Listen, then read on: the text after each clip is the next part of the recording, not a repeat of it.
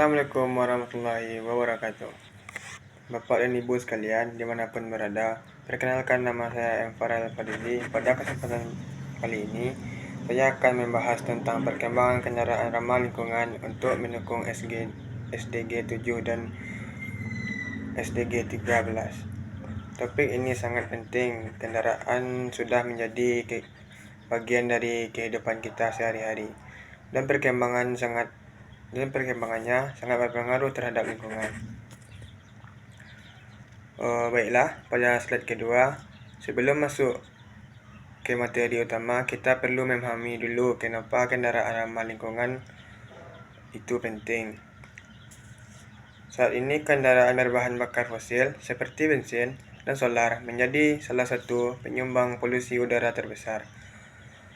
Asap kendaraan yang kita lihat sehari-hari mengandung gas berbahaya seperti CO2 yang dapat memperburuk kualitas udara. Perkembangan teknologi akhirnya membawa perubahan besar. Muncul berbagai kendaraan ramah lingkungan yang lebih hemat energi, lebih efisien, dan tentu saja lebih bersih untuk lingkungan. Baiklah, kendaraan ini dirancang untuk mengurangi dampak negatif terhadap bumi sekaligus mendukung tujuan pembangunan berkelanjutan.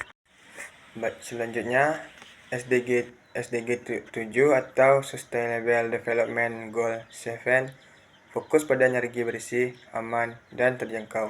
Kendaraan ramah lingkungan sangat mendukung tujuan ini karena banyak menggunakan sumber energi yang lebih bersih seperti listrik atau hidrogen. Misalnya, kendaraan listrik kini tidak hanya lebih hemat energi, tetapi juga lebih mudah di-charge. Banyak negara termasuk Indonesia mulai memasang charging station agar masyarakat bisa beralih ke kendaraan listrik. Dengan penggunaan energi bersih, kita bisa mengurangi ketergantungan pada bahan bakar fosil, persediaannya semakin menipis. Baiklah, selanjutnya, kendaraan ramah lingkungan juga membantu dalam SDG 13, yaitu penanganan perubahan iklim. Perubahan iklim saat ini sudah terlihat jelas, mulai dari cuaca ekstrim sampai meningkatnya suhu bumi. Salah satu penyebabnya adalah emisi dari kendaraan berbahan bakar minyak. Maka dari itu, penggunaan kendaraan ramah lingkungan menjadi langkah yang sangat efektif untuk menurunkan emisi CO2. Semakin banyak masyarakat beralih ke kendaraan bersih, semakin cepat kita mengurangi dampak perubahan iklim dan memperbaiki kualitas udara. Baiklah, kita dapat melihat pada slide nomor 5, jenis kendaraan ramah lingkungan. Kendaraan ramah lingkungan memiliki beberapa jenis.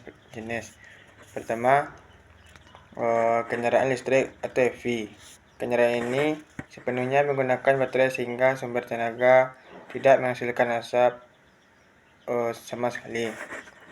Kedua, kendaraan hibrid, yaitu kendaraan yang masih memakai mesin bensin tetapi dibantu motor listrik untuk menekan penggunaan bahan bakar ketiga.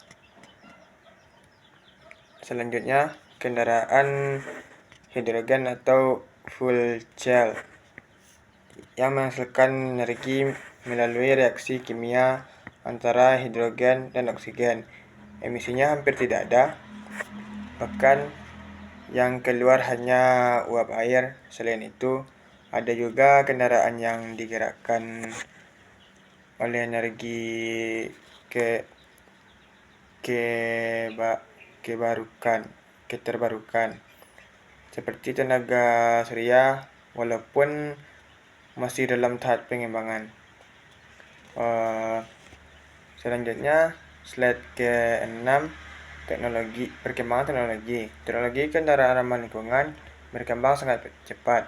Salah satu perkembangan terbesar pada teknologi baterai.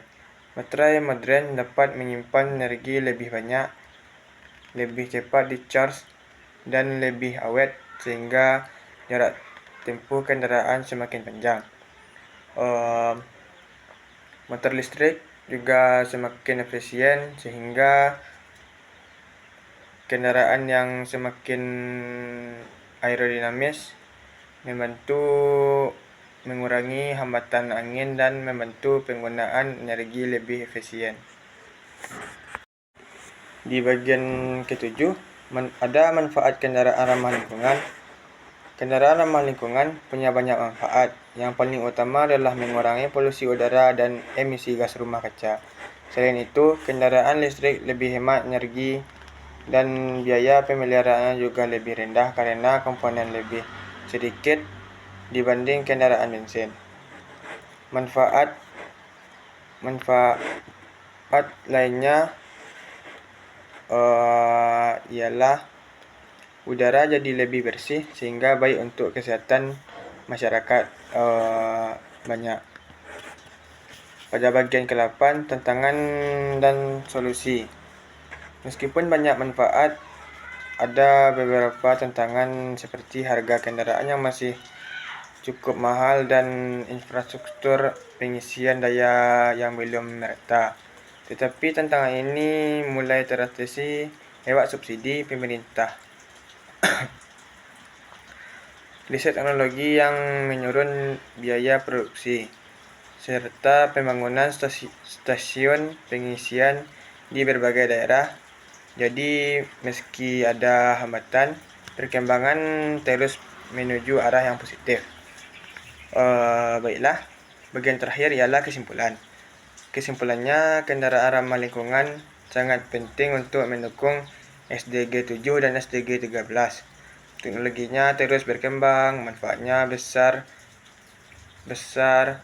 bagi lingkungan, dan semakin banyak dukungan pemerintah dengan bekerja sama semua pihak.